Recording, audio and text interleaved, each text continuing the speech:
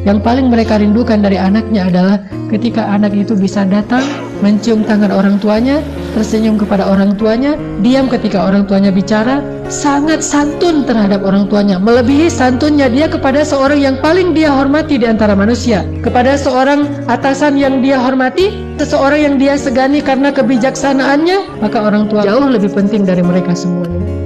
Tidak boleh seorang anak, walaupun dia seorang profesor, walaupun dia seorang pengusaha sukses, hartanya berlimpah pun pergaulannya itu luas sekali, sehingga orang tuanya kita anggap sebagai orang tua yang tidak banyak tahu, orang tua yang tidak gaul, yang tidak update informasi, tidak punya ilmu seperti kita. Sama sekali kita tidak boleh merasa lebih dari mereka.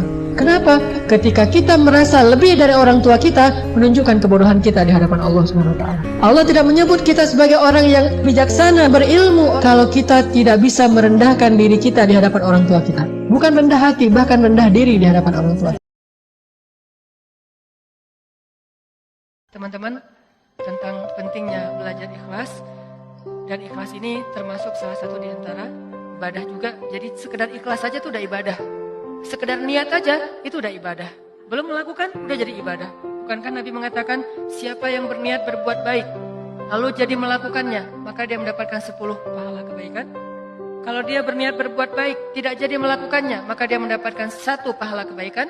Siapa yang berniat berbuat buruk jadi melakukannya, maka dia dapat 1 dosa.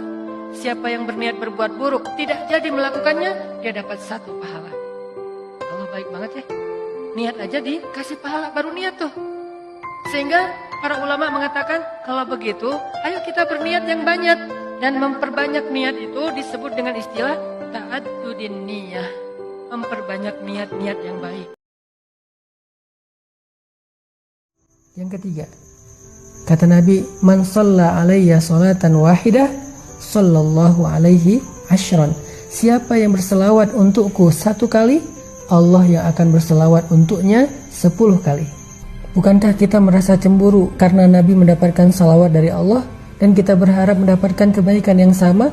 Allah selalu berselawat untuk Nabi, malaikat berselawat untuk Nabi. Terus kita gimana? Ternyata kita juga bisa dapat salawat dari Allah. Caranya berselawatlah kepada Nabi. Bahkan sekali kita berselawat untuk Nabi, Allah berselawat untuk kita 10 kali. Apa arti Allah berselawat untuk kita? Allah muji kita di arasy-Nya. Allah memuji kita di surganya.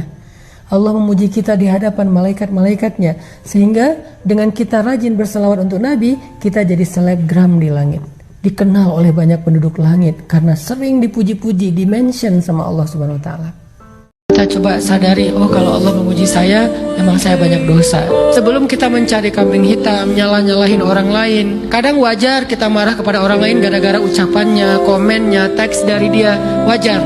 Tapi sebelum itu, marah dulu kepada diri kita atas dosa dan kesalahan kita yang baru saja kita lakukan, atau yang dulu kita lakuin dan belum benar-benar kita tinggalkan.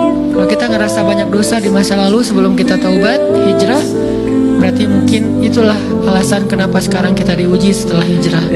Kenapa harus sedikit berdarah-darah setelah kita hijrah. Anggap aja itu untuk membersihkan dosa-dosa kita yang telah lalu. Supaya apa? Supaya kalau kita pulang kepada Allah, kita pulang dalam keadaan bersih. Dan itu pasti akan menjadi orang yang paling beruntung. Daripada nanti diberesin di akhirat, mending diberesin di dunia kan. Soalnya kalau diberesin di akhirat, itu lebih berat. Nah di dunia kalau kita salah, dibalas oleh Allah. Kalau kita belum taubat, dibalas oleh Allah sama. Tapi di akhirat, ukurannya beda.